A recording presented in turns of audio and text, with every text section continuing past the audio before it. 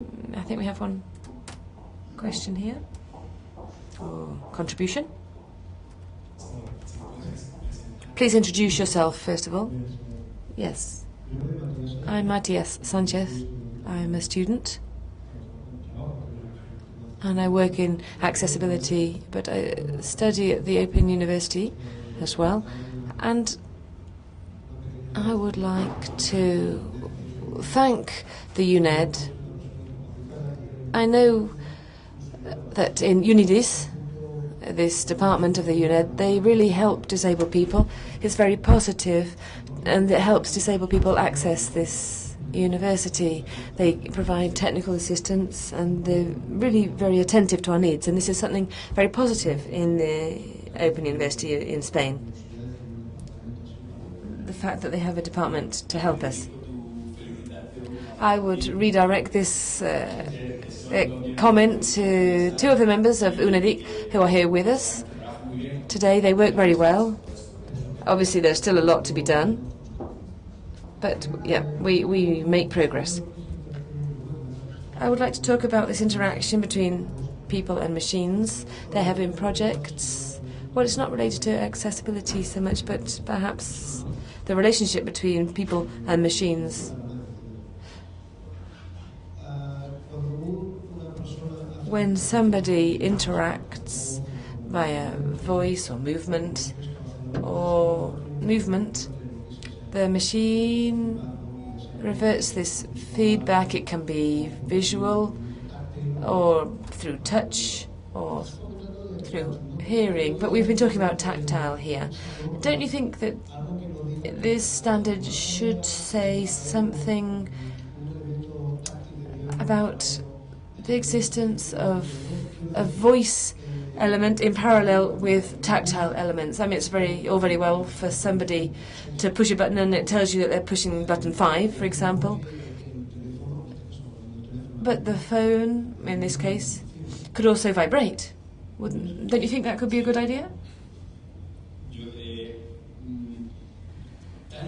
Well, by the way, I prefer to talk about people-machine interfaces rather than man-machine because, well, it reflects reality more appropriately. But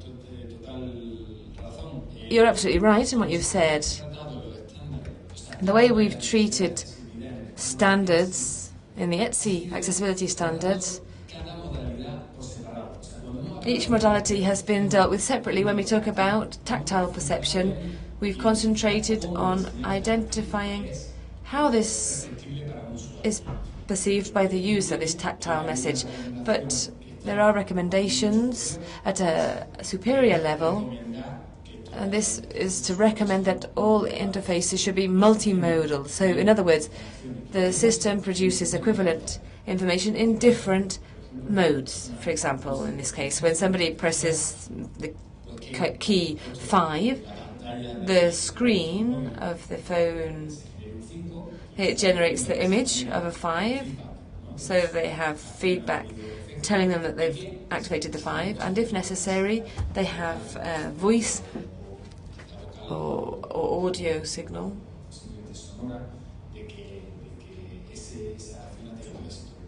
confirming that they've done it successfully.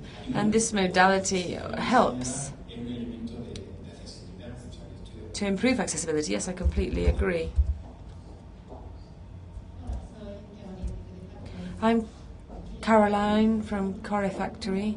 I wanted to respond to this question because these questions, it's always an issue how to give feedback from a tactile screen, because if you press it and it says 5s and you press it twice to activate it, well, for someone who's just starting to use the device, it's very useful. But if somebody who's been using the device for a while, they don't need it and they can go quicker. For example,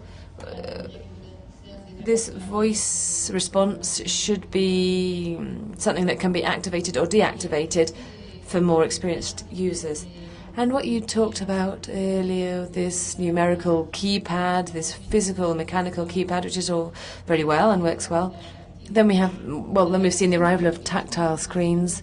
What we did after a year researching, looking at suggestions made by users, in the case of Siemens and Nokia, what we did was to create a virtual numerical pad so that if at the top left it's number 1, if you want to write, you press twice on the virtual keypad and at the top in the middle, and that would be B, for example. And this is something that works pretty well, and at the user level with blind users, this has been what's worked best when it comes to writing numbers and texts as well. Now, in technical terms, it can't be applied to all phones. It can be done with Nokia, because what we said was, well, if you press key 2, well,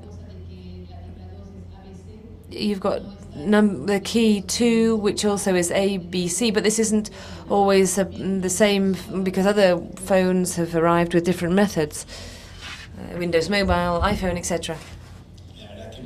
Well, I imagine that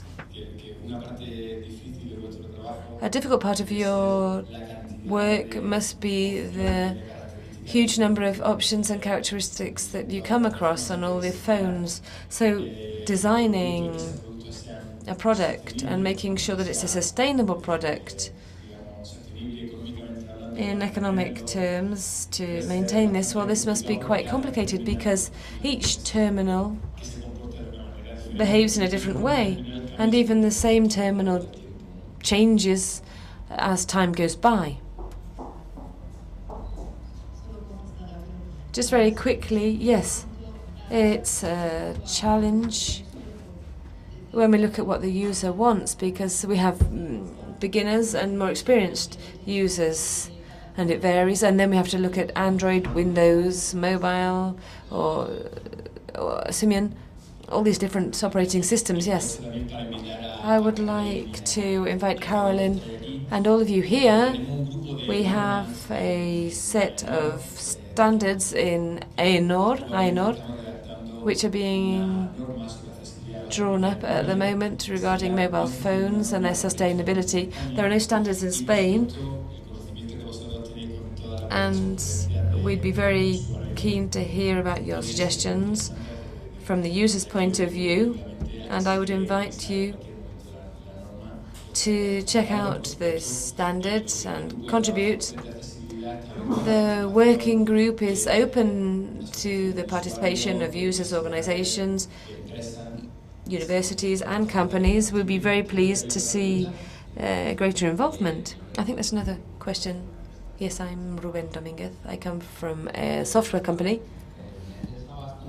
I'm interested in these tactile screens and their response, because with tactile screens that I've seen, I've always worked with voice, and when I have a computer in front of me, I'm always looking for Braille to be able to use that, because I prefer it. But I would like to know, with regard to these standards, I would like to know if there's anything about the size of what we touch or perceive, because there are systems, there was an old system that tried to represent reality. For example, Opticom. When I was younger, I tried it, and the biggest problem with all of this was that the size of what your finger could touch was, well, it was quite complicated when it came to gaining speed, the kind of speed that people are used to nowadays. That was just something I wanted to say. Well, if you take into account one of the limitations that we've had with the standard, we've analysed many technologies. I think perhaps too many. We've been very ambitious, and the result has been that we haven't been able to go into very great depth in any of these technologies. I'm going to read one of the characteristics that we identified in the with regards perceiving tactile information. When it contains symbolic graphic information, this has to be perceptible. We must take into account that some symbols are easy to identify visually, but their tactile equivalent might not be. So this follows on from what you're saying. We have to make sure that the information that's generated in tactile screens, we have to make sure it has sufficient resolution and sufficient size.